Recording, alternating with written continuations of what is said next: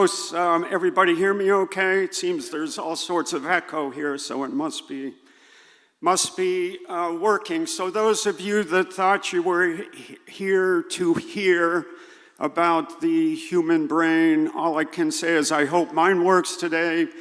For the most part, you're going to hear about robot brains, if you're up for that. So here we go. We're here to talk about robo-taxis today. I think if I've already talked to a fine lady here who lives in Phoenix, so would be very exposed to robo-taxis. Those of you that, oh, it's too loud. Wow, okay. That's the first I've ever heard that in Chautauqua. Yeah, so if you live on the West Coast, you're exposed. The rest of you, there may be some surprises just how big this topic is these days. So here we go. Here's the context for you to think about this. So you pull out your app, you know, it's an Uber app or whatever it might be, and the vehicle pulls up, and you look in the driver's seat, and there's nobody in there. There's not a human inside. Would you get in? Okay, 1, 2, it's 50-50. Okay, well that's good. So for those of you that are willing to do it, why? Why are you putting your life on the line? And of all the kids in the community, why are you doing that? It's going to Disneyland. Okay, it's taken a ride. Yeah. I trust the technical driver better than a lot of drivers who continue to keep their driver's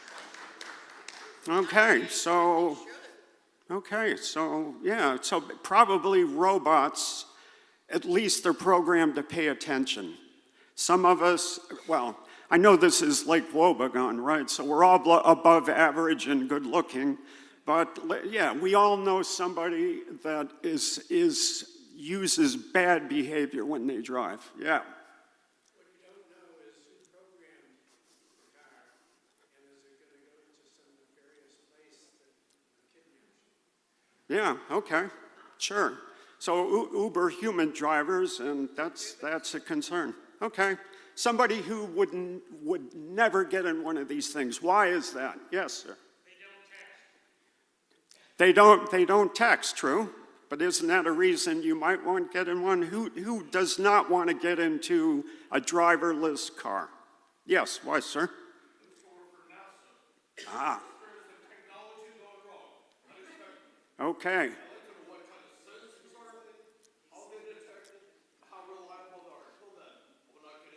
I agree with you. Yes, it has to be absolutely safe or it's game over. Apollo 13, didn't go well, but, smart people that innovated, maybe you were one of them. But, yeah, so let's get into it a bit.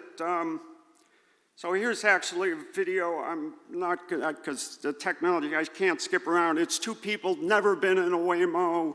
It's their first experience. If we have time afterwards, I'll play it. I just can't skip through it. It's a long video. Here's what we're going to talk about. First off, we have to talk about safety. If it's not safe, you're right, it has to work incredibly well. We can't experiment with people's lives. Has to work well, has to be safe. If there are private companies involved in this stuff, what's the motivation for private companies? It's the dollar. Let's look at the economics of all this. So who are the players now? Who are the customers? What set of people would be interested in this and why? And then who are the players? Who are the suppliers that are doing this today? So anybody here bought a new car in the last year, 2 years, 3 years? Okay. So if you're distracted, which I'm sure you never are, sir, and you would have run into the car in front of you, would your car let you do that? Would your car let you do that? Slam into the car in front of you. Ah, okay. But there's something that's on nearly every new car now. It's called automatic emergency braking. If the car senses that you're not going to stop in time and you don't put on the brake, it will put on the brake. So that's almost standard today. It's a federal law. It has to be standard by next year. And if you're going to wander out of a lane, it screams at you, all sorts of safety suites. It's incredibly impressive. It's sort of the same smart people doing all this, but that's not what we're going to talk about today. We can do it Q&A. So let's talk about a company called Waymo. It happens to be the biggest player in this space. I'm not sure out there who lives in LA and Phoenix and San Francisco and Atlanta and Austin. Anybody here? Yes, I know you live in Phoenix. Yeah, so it's, they operate in all these cities today. How big do you think this is in millions of miles traveled since these have been going around without drivers? What's your guess? 1 million miles? It started in early stages about 10 years ago, but very small. In a big way, it's probably been going 3 or 4 years. Guesses out there, 1 million miles, 2 million miles? You're going for 1, okay? Do I hear 2? Yes. What do you got? You got a 5. We got a 10. We got a 10. Do I hear? Okay. The answer is 100 million miles and growing incredibly fast. Folks, this is here, and it's much bigger than most of us think. It's growing incredibly fast. It's doubled since last year. 1,500 of driverless cars driving around, soon to be 3 times that. I'll give you, let's see if this works. So here's a little bit of a Waymo commercial. We don't really need sound here. That's what it looks like. Oh, you can't even see it. Okay, then we're gonna stop that. And yeah, it must be that I have to. Oh well, we'll embed it next time. We'll get some other views of it. Yeah, so it's growing incredibly faster. I think you probably, like this gentleman, wants to know, how does it work? So 3 main technology suites that are part of this. The first is perception, right? You drive, you have eyeballs, you have ears, so you have a perception suite in your brain. So these have to have perception suites. One thing these have that you don't have is laser beams coming out of your eyes and behind your head. And so they have these things called LiDAR, which send hundreds of laser beams in all directions rotating around. It's probably a bit hard to see. There's a little gumball in the top, and that's one major LiDAR unit. There are several all around the car, so they can actually see in 3D in all sorts of inclement weather. I think you could probably argue that that sensor is better than human eyes. Certainly that they can see 360 is a big benefit, probably better than bats, Caroline. And but not to beat bats, they have sonar and radar as well. So there's a perception layer. Then as your grandkid, you would not want your grandkid to be harmed. So not only does it have to perceive and classify every object in its field of vision, it has to predict how they're moving. Now for your grandkid, you can see that's quite a challenge, right? Erratic behavior, thinks they're crossing the street, then they're not. So it makes these calculations of predictive movement several times a second. So it's not making one guess and then saying, well, that's my guess. They're computers, so they update their information incredibly frequently. So prediction is very, very important. And once they know everything around them and how they're moving, it knows where it wants to go, so it sets a path. That's the easiest way to describe it all. So how can this possibly work? We all know driving is so complex. It's incredible that humans can do it. So the big breakthrough, this goes now back 20 years ago, there was a big debate between MIT and Carnegie Mellon. MIT thought the only way to do artificial intelligence is a bunch of if statements. So you see an animal in front of you, okay, if it has a long tail, and if it has pointy ears, and if it's an adorable golden retriever, it must be a dog. To run through if statements in your brain, it would take you 20 seconds to figure out that's a dog. We know our human brains don't work that way. It's instant. And how does that work? We have electrical circuits in our brain. As we grow up, they get calibrated. It's exactly the same way now that AI and computers work. They're electrical circuits, just like in our brain.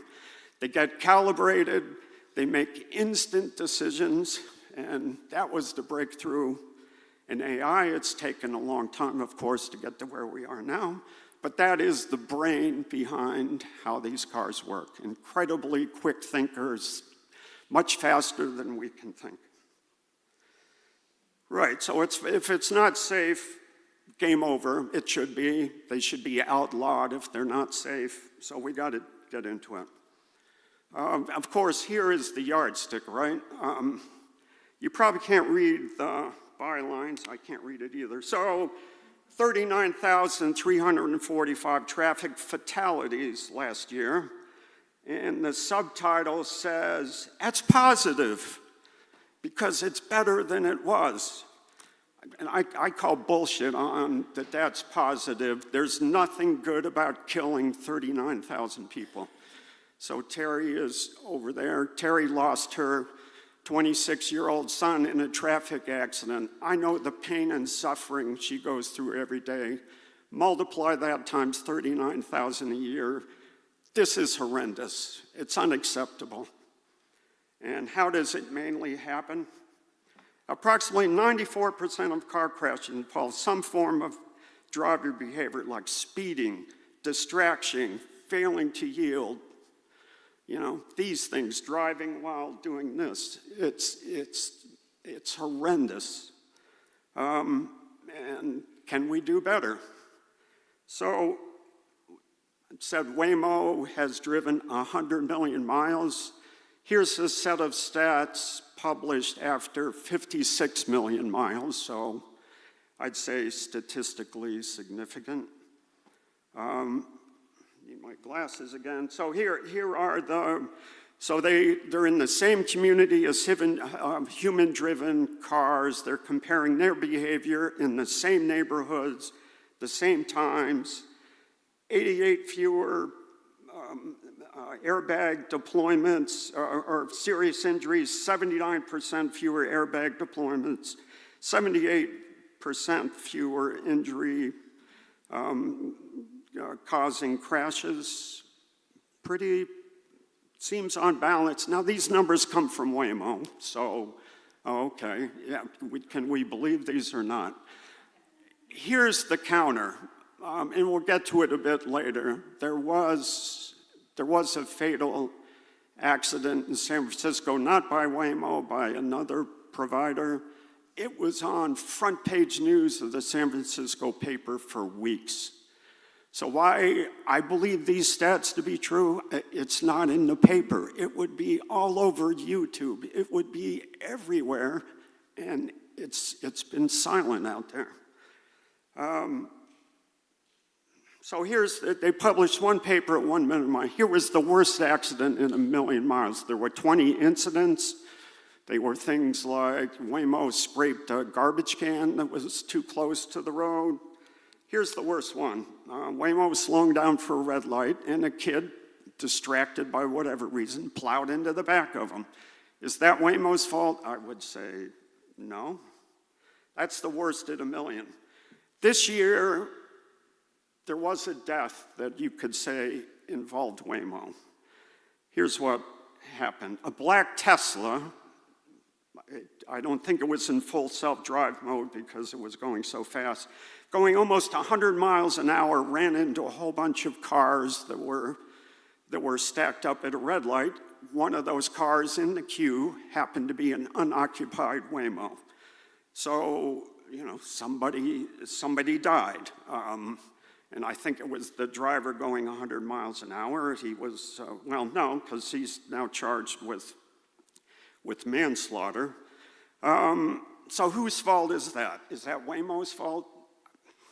It's like having an earthquake in San Francisco and a Waymo car got damaged and you're saying, oh, Waymo caused the earthquake. I mean, So what is the worst about all this? And I think if you live in San Francisco or a few other places, maybe you would say, okay, sound's not on, but we don't really need sound too much. You see what's going on here. There's a couple of Waymos, and there's a Waymo stuck behind a FedEx truck, and there's a Waymo standoff. There's just no way for one Waymo to go with the other one going.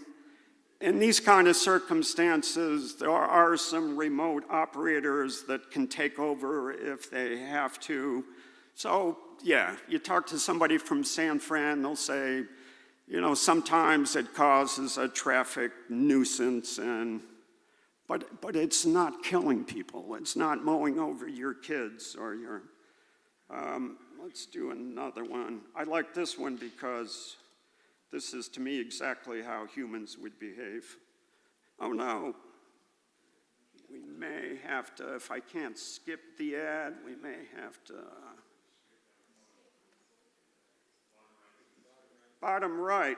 Yeah, I'm doing that. I'm hitting the skip. At any rate, there are two Waymos that are sort of at a red light, and they're playing chicken. Who's going to go first? To me, that's like human behavior. Which one do we got here? So this is, so there it is. Nobody. Here's another case. This is pretty tricky. It pulls out. That's not tricky. Waited for the car to go by, and here it decided to make an unprotected left turn. There's no red light there. And turns out it sort of is trying to butt in ahead of this red car because if you listen to the audio, it's like he sort of thought the red car was double parked. Turns out it wasn't. So you'll see once the traffic clears, no problem, just slips into traffic and on it goes. Yeah, maybe a mild inconvenience. Maybe the guy in the red car is flipping digitals of some sort. But there it is, slips in, nobody died. Right, so, yes? Does Waymo have statistics on accidents that were really their fault? They have incredibly detailed statistics. I think they admit they are at fault. Sometimes it's just those accidents generally have caused very few injuries. And, they didn't say they were 100% better than human drivers. They said they're 80% better than human drivers. So not perfection. So far, they haven't mowed down 43,000 humans like we have. So let's do economics quickly. Like, why does this even maybe a thing? So let's look at Uber economics. Let's just assume that an Uber driver deserves to make some kind of a living wage. So, put a price on it. Uber drivers have to buy their own car. They have to buy gas. They need maintenance and insurance. You do the math, and it's a couple bucks a mile. That's not what you get charged because Uber's trying to make money. So these days it's $4 a mile. But 80% of that is labor. So now let's have a robot drive our car. There's no labor, but we need a whole bunch of technology stuff. You know, say that's $50,000 for the technology, same gas mileage. So we're down to 70 cents a mile. That's pretty good. And if we dare share a ride with somebody, I mean, this is less than bus fare because we've taken the human out of the loop. And maybe that's could have benefit to have low-cost, high-value transportation. The problem is Waymo's a private company. They're not charging 70 cents a mile or 50 cents a mile. They're even charging right now more than Uber and Lyft. I don't work there. I wish that wouldn't happen. They've had to make massive investments to make this happen. You could say, okay, they're trying to recoup their investment, so that's when an Uber ride costs 15, Waymo's charging 20. But there's some people that, that this is a better option, and we'll get to that. So again, big business, you know, some Wall Street people, well, they just raised $5 billion plus to fund another round of expansion, so that we're talking about real money. This is not two guys in their garage doing this stuff. It's big companies doing it all. And the valuation from Wall Street right now is something like this thing is worth $45 billion because what does Wall Street love? Growth, and it's growing really fast. And here's another Wall Street genius that think, no, it's not worth 45 billion, it's worth 5 trillion. And they're looking at how big the Uber Lyft model is, thinking these things can grab a piece of that. There's going to be new growth, new riders. And if it's high growth, Wall Street loves it. So big valuations. But this is what is probably most interesting to me. Who benefits from this? Why should we do it? Yeah, is this why we should do it? You know, the darlings that live out with their McMansion, that they don't want to drive to the country club, so hey, we should have an automated vehicle so they can sip martinis in the back. I hope that's not why we're doing this. Here's a good reason we're doing it, and it may ring true with a few people here. My dad, when he was 90, convinced himself it's time not to drive anymore. He blacked out once, and after that, he was isolated at home. He couldn't go see his buddies at Panera Bread every day. It changed his life, and there's going to be a lot more people like 90-year-old like my dad that should not be driving, and there's going to be lots of us. So, you know, please, Waymo, come to a neighborhood near me because I don't want to sit at home. I want to experience my neighborhood. So that's a big one to me. Here's another one. The guy on the left, turns out, is sightless. He's president of the National Association of Sightless People, and they are all over this. They think this is wonderful. They get great mobility as an option now. They're not too enamored with Uber, and a lot of times Uber drivers see who they are and just pass them by. Probably the biggest one is cars are expensive. You know, it's a huge chunk of income for people that are low income, and really it's just a lot of people can't afford it. Here's a neighborhood in the east side of Buffalo. Half the households don't have one car, let alone like us, you know, where we have 2 or 3. That's my hope, that this is cheap and it's high quality, and finally these kind of people can benefit from mobility.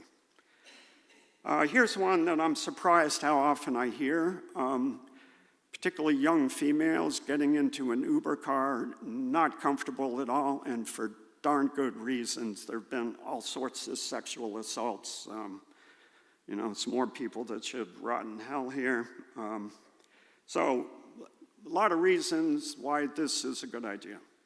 All right, so Tesla's on the scene now. Let's do a quick Tesla. So here he is. So Elon doing Elon stuff, shock. Sales of Teslas have gone down. The market tends to be blue state liberals. Blue state liberals don't care for Elon Musk these days. So sales are down 14% in the latest quarter. Earnings are off 40%. So the stock must just be in free fall, right? I mean, this is based on a growth company. Nope, it's still going. Got those financial wizards in the room. A PE of 199. What kind of companies are generally associated with that? Yeah, high growth companies. And we just saw this is a low growth, it's a negative growth. This makes no sense. Its market cap's $1 trillion. Why? That's why they decided to enter the Robo-Taxi game. And right now they're in Phoenix, not in Phoenix, in Austin, starting their thing. Here's the vision. Extreme execution is needed, but a valuation of 20 trillion is possible. So Elon tweets that, the Wall Street people see that and buy Tesla, right? Yeah, 20 trillion, man, let's go for it. So here's the concept. It's different than Waymo, that you too can be in the robo-taxi business. You go buy one of Elon's robo-taxis, he's saying 30 grand. And then anybody here own a house in Chautauqua and you rent it out part of the year or any, oh, okay. Are you okay renting it out? Like you're not afraid of who these people are that stay in your house? Or? Oh yeah, okay, that is true. We're like Wobegon, we're all above average, and okay. I don't know, are you comfortable you buy a car and then it goes out to the masses? I don't know, you get a car cleaner, and anyway, this is the concept. So, you know, most people, let's face it, you use your car an hour a day. You know, the average stat here is 12 hours a week that people use cars. Well, when you're not using it, you farm it out. It becomes an Airbnb. And you know, the cost of this service could be as low as 30 cents. Yeah, you know Tesla's going to mark that up, but you sort of share, you get a slice, Elon gets a slice, and he's saying, why even buy a car, right? Those of you that file your taxes deduct your mileage. What is the IRS standard deduction now per mile? It's 60 cents. Yeah, it's up there. So, you know, if you can buy this for 30 cents a mile and it costs you 70 cents a mile to run a car, why should he even own a car? So that's the vision, right? That he's going to take over the world of mobility. People don't need cars anymore. And, you know, so Tesla's worth $1 trillion, not anymore based on EV sales, which are going down, but it's all based on robo-taxis. And this is saying, well, if Tesla's worth $1 trillion, then Waymo should be worth a lot more than that. So here's the question. Waymo's been around a long time, and it has all these sensors we talked about earlier, LiDARs, cameras, sonar, radar. Tesla just has cameras. You know, the notion is we just have eyes, so cameras should be good enough. Self-serving LiDARs are expensive, so if Elon Musk put LiDARs on all his robo-taxis, it would be a $100,000 car, not a $30,000 car, but he's making a bet. And Waymo has all sorts of other things. They're not just gonna, Waymo's just not gonna show up in your neighborhood without planning. They're gonna be in DC next year. They've been driving with humans collecting data for months already. They're incredibly careful about how they do this. Tesla is insane. They're totally mum on their safety plan, how they're gonna expand. Are they gonna be on all roads and all weather? They're not saying anything about this. That's a concern. So here they are now. They have 10 to 20 vehicles. They took some Model Ys. They have a safety driver not behind the wheel in the passenger seat. They're charging $7. That's their service area. Yeah, another Elon. Let me get some clicks. Move. But here's where they're going soon. Come on, mouse. There we go. So here's the next generation that's not driving around right now. You can see there. So there's some audio, but it's not important. What you're going to see in a minute is this person got into the front. Next photo. There it is. There's the front seat. There's no steering wheels, no pedals. Yeah, so that's what Elon has in mind, having these things drive around with no means to be able to intervene. So it's early days. Scaling plans not really been announced. Thinks he's coming to California. It's actually cyber cabs right now are illegal. The federal government, for now, has a regulation that you have to have a steering wheel. Be right with you. How transparent is Tesla going to be? I don't know. Biggest question is it safe? It's way too early to know if it's safe. I think Waymo is safe. I don't know if Tesla is going to be safe. If it's not, if they start killing people, it should be game over for Tesla. So just quickly, there are a couple other players. GM has been in this game, and they drove around without a driver for 5 million miles. They had over 100 vehicles. Big company, financed by a big company. And then there was an accident in San Francisco. A human-driven car hit a pedestrian. The pedestrian got launched in front of the cruise car.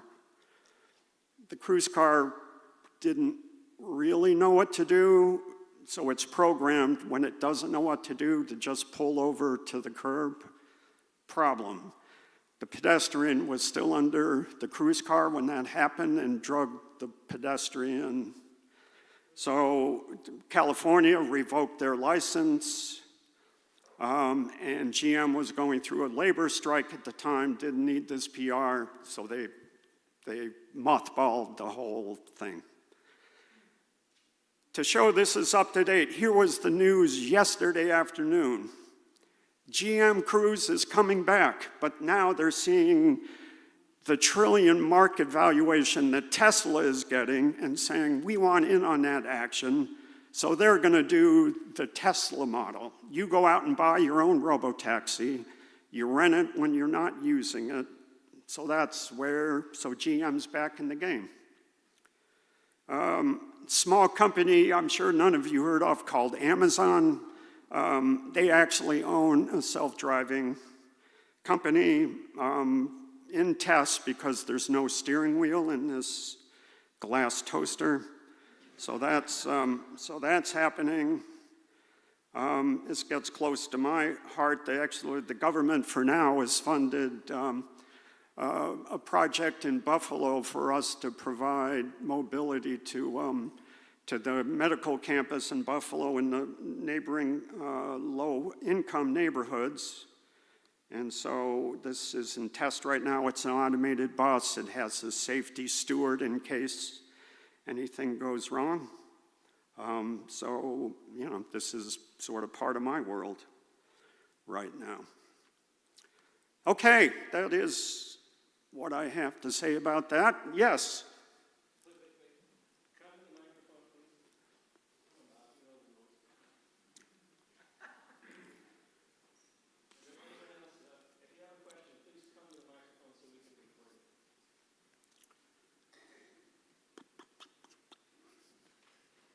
Thank you. Yes. What can you tell us about experiments with doing self-driving vehicles outside the United States? Not nearly as advanced. For instance, if there are any Tesla owners out there, and if you have something called full self-driving, which you can invoke a button and it drives itself most of the time until you take over, that's still not approved in Europe. So Europe's a bit behind. That self-driving bus I just showed, there's some of those driving around in Norway. But, you know, here is a case of American exceptionalism, that we're the best, and there is not a Waymo. I'm wrong, China.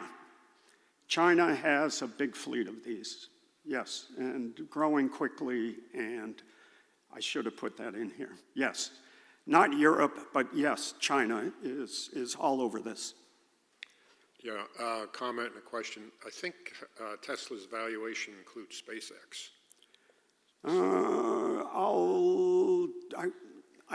I'll take your word for it. Yeah, I think thought it that's does. a separate private company, but let's dig in. Yeah. How do the self-driving cars refuel?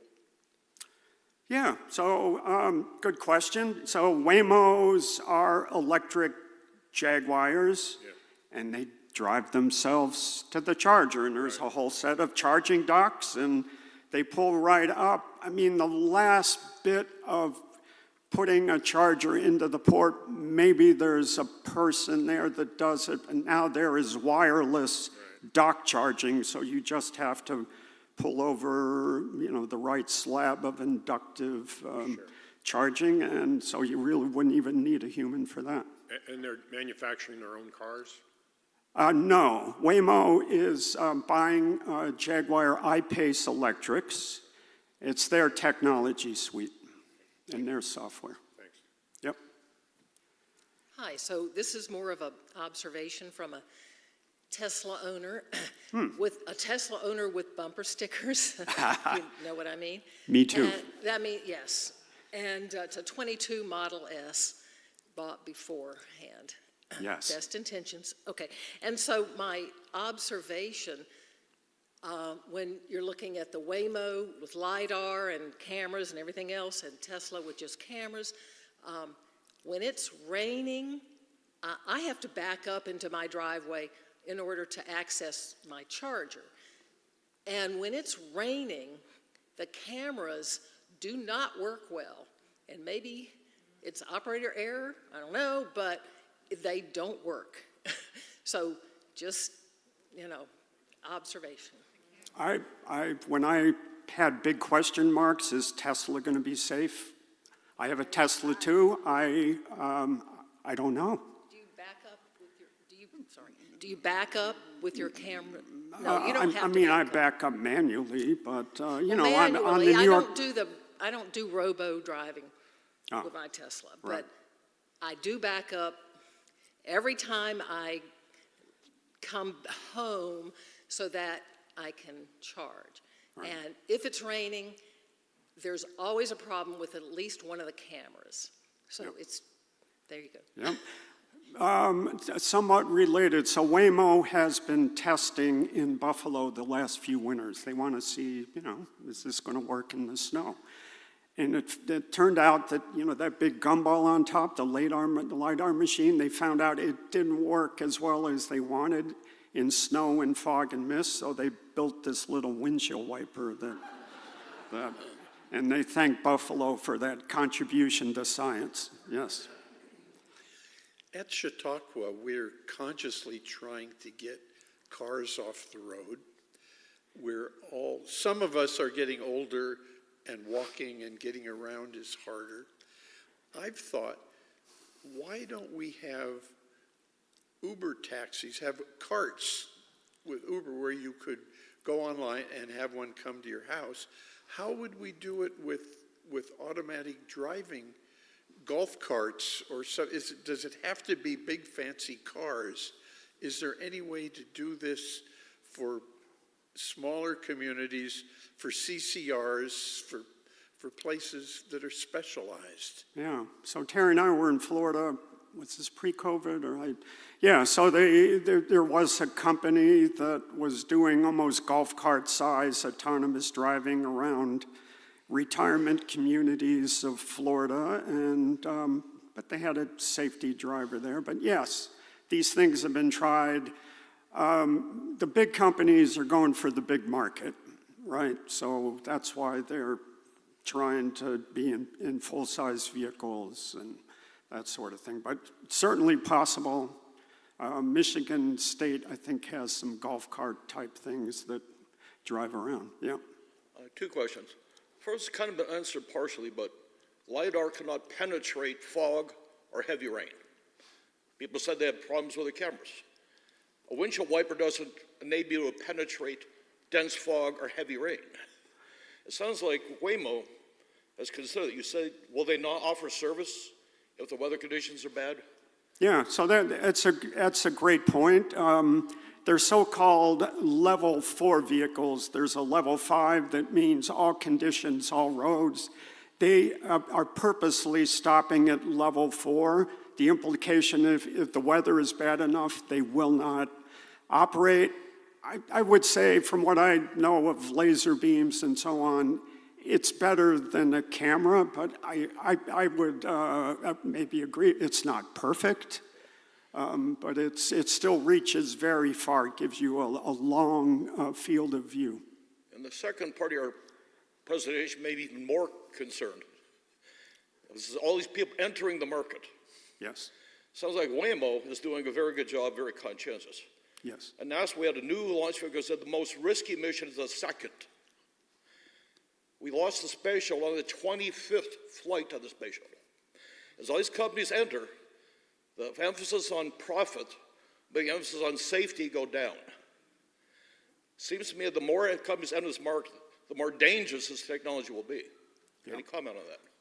Yep. The comment is, I think Waymo was acutely aware of that. They realized they had to be safe above all else, so doing amazing careful planning to be safe. I just don't know if Tesla's going to have the same mission statement. Uber got into full self-driving way back when, rushed the whole program, and they killed a pedestrian. I mean, this is now 8 years ago, but I totally agree. This is not for two guys in a garage. This is serious stuff, and Waymo has been serious. Tesla, I don't know. So we talk a lot about taxis, but if you were ever to use this car for yourself, we talk a lot about safety, but how about finding a parking spot? Yeah. We don't talk about that. Sure. So, you know, Tesla full self-drive, I think it does have a feature where it'll go off and try to find a parking space and park itself. You can certainly retrieve your car from a parking spot, but I guess probably the point is, you know, these things are supposed to keep moving, so technically they're not going to park very much. Until they get back to maybe the home base. But otherwise, they're supposed to keep moving. Yep. This is more a comment. You guys may not know, but all of you have helped Google out. When you come up with something that they say, click on the pictures that have a stoplight in them, or click on the pictures that have whatever's in them. Google has used all of you to get that information so that they can use it for their cars. And they can identify things. So it's billions of people that see that put it in there. They are bizarre to ride in because you don't have a driver.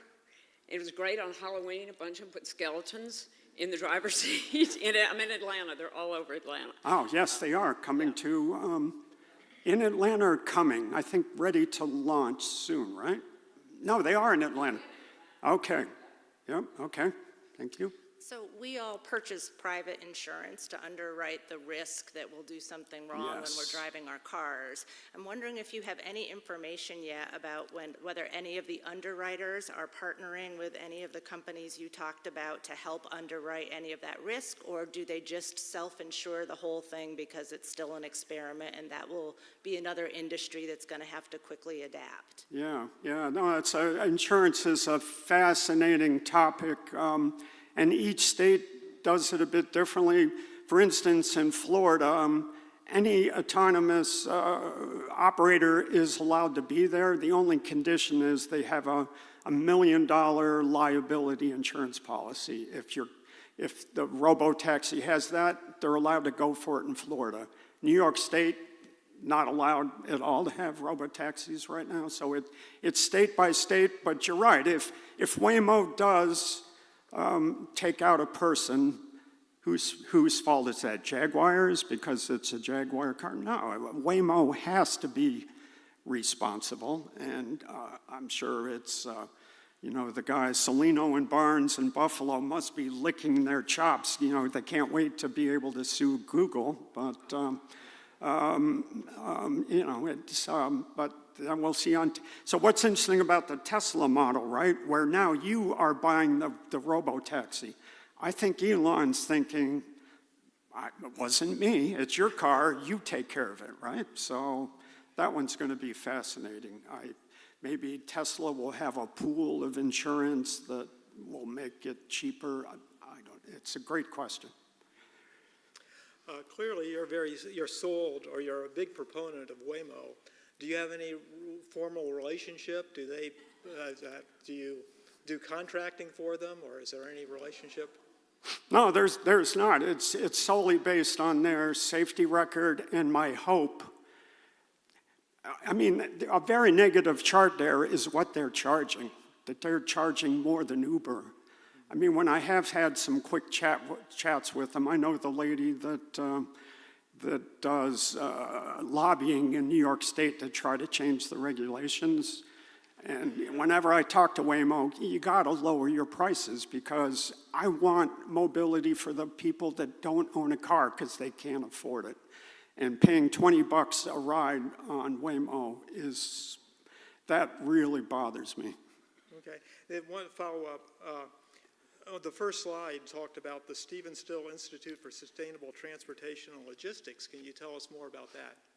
Yeah, so, I used to be in the aviation industry. I sold a couple of companies I was a major owner in and wanted to do something and thought, gee, my education in transportation planning meant a lot to me, so let me try to do that for some other people. That's where that came from. It's like all the buildings in Chautauqua that have names on them. There was a philanthropist that said, oh, I would like to do that. Hi, so the impact on the labor market with all the people who depend on Uber or Lyft for their employment, Yep. Curious about what they're all going to do. Yeah, so here's what Elon says to that. That instead of them buying a Toyota Camry for $30,000, buy a Robo-Taxi, and now you're a fleet owner, and you're now running your own company. You sit at home, and your car's out there collecting revenue and making profit for you. So that's what Elon says. I'm reading more lately, Uber drivers are really getting hosed. They used to get 70, 80% of the fare. Uber's trying to impress their stockholders. They're now getting less than 50% of the fare. I think it's ridiculous.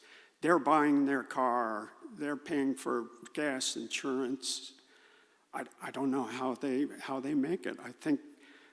I hate to say it, but some of them are just short-sighted. They think if I cover my gas bill and make a couple bucks, I'm ahead, but they just ruin their car.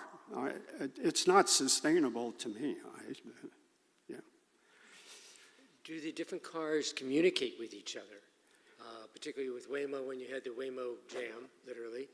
And if they do that, in the future, perhaps the different manufacturers will all be able to do that so that it'll be even much safer because they each know what they're going to be doing. Right. So there's been this huge field of university research. It's abbreviated V2X. It basically means vehicle to vehicle, vehicle to infrastructure, vehicle to pedestrian, communications. The government's funded this research forever.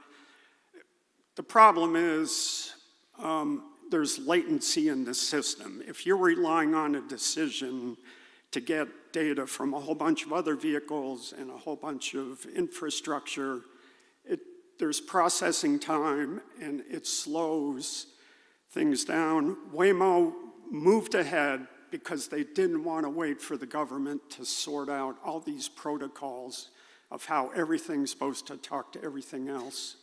So they just decided, no, each unit is self-contained. It has sensors on every unit. Much harder to be hacked because it's a closed loop. And the decision was made, no, it's my vehicle operating by itself.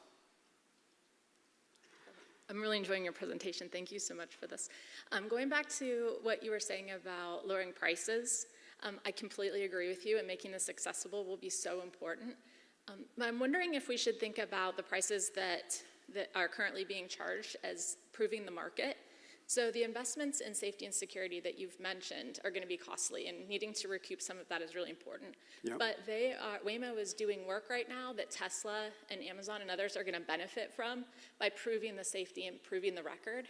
And those companies won't have had to do this work or make those investments to convince our society and others to accept this as a legitimate form of transportation. So I was just wondering if we might consider that in the discussion about what they're currently charging. Yeah. No, it's good. I mean, there are clearly barriers to entry here, right? This is all so complex, takes incredible capital just to launch one of these programs and do the testing and everything. I think at a high level, Tesla can learn from Waymo, but as we've said, they're taking a totally different approach to the technology. They're not. One thing we didn't talk about, Waymo, before they come to your neighborhood, they do this incredibly detailed 3D map of your street. And so they know exactly where they are relative to all the fixed objects. That's another thing, Tesla's not doing that. So, yeah, it's expensive to do. I hope they all learn from each other. I hope the prices come down. The good thing about the Tesla model, he is talking about cheaper than bus fare, 30 cents a mile. So that part I love. I'm wondering if repeated shipping of stuff on the same route by truck is a space for this. For example, the post office every night mostly ships big trucks of mail between its central things. Amazon just about every day sends a truck from their central distribution centers to their edge distribution centers, which ends up bringing it to you.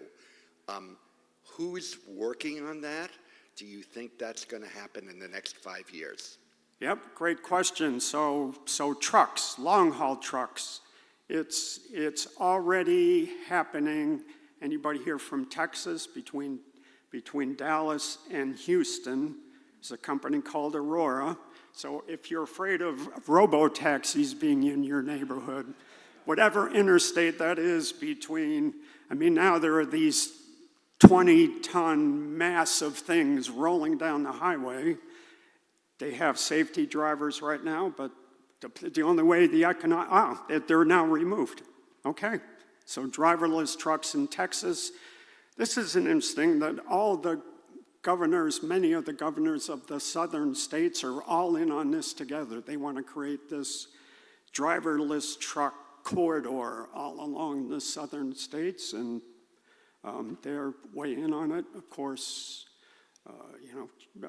trucking companies are in on this. There is a long-haul driver shortage, and that's one way to solve that. And some, again, would argue it's safer than human drivers, particularly in bad weather. They're programmed to slow down, where, Ralph behind in his diesel, doesn't matter if it's snowing, he's going for it. He's going 70. So yes, it's a thing. They are, yes, they're in now electric trucks, a little slow to launch. It hasn't exploded like Elon thought. They have full self-driving suite. For now, there's still drivers behind the wheels of Tesla semis. Yep. Okay. I have one more question. Hackability, because if somebody knows they're going to be using that kind of a car and they want to kill their mate or something, because that's what a lot of television shows with the self-driving cars, they end up murder, and how hackable are these? Yeah, oh yeah, cybersecurity, it's my students, that's one of the first questions they always ask, and once again, Tesla, I wish they would give more information. Waymo have these long treatises on how they guard against cybersecurity. It's partly that they don't talk to other vehicles, and that makes it less compromised to cyber.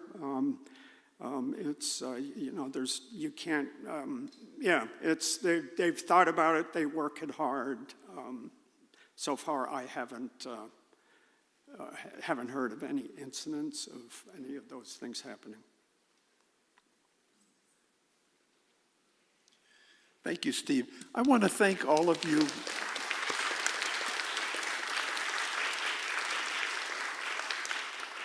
I want to thank you for giving us a chance today.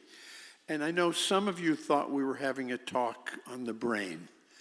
And we learned late last week that our speaker wasn't going to be able to come. There have been some problems this season in automatic intelligence, unintelligence, communicating with one another, getting the calendar right in the daily, every day. And we had provided the information so that in the yellow weekly page, it was to have Steve and Robo-Taxis. It didn't get in. And I'm so happy that most of you decided this was worth listening to. I did a little science experiment watching people come and go, and it confirmed a bias I have noticed since I was 6 years old, that boys and men like cars. And I noticed that of the people who chose not to come in, 92.3% of them were women. And so thank you. I think we've learned a lot. I hope that somehow these changes will be safe and will help at places like this, where I find just to be a pedestrian isn't always easy. And we need solutions that take care of moving us around automatically and safely and cheaply, and that's a big dream. And we are doing one more talk next week. We hope to see you here. And if you go on YouTube and you hit Chautauqua Science, our talks will pop up, and you'll be able to see Steve's as soon as you get home, if everything worked properly, and you can see all the ones we've done this season. And once again, thank you, and we have a basket in the back. I was watching a movie last night, and I saw that priests sometimes stand at the back holding the basket. I'm not doing that. I'm trusting your good faith. Thank you.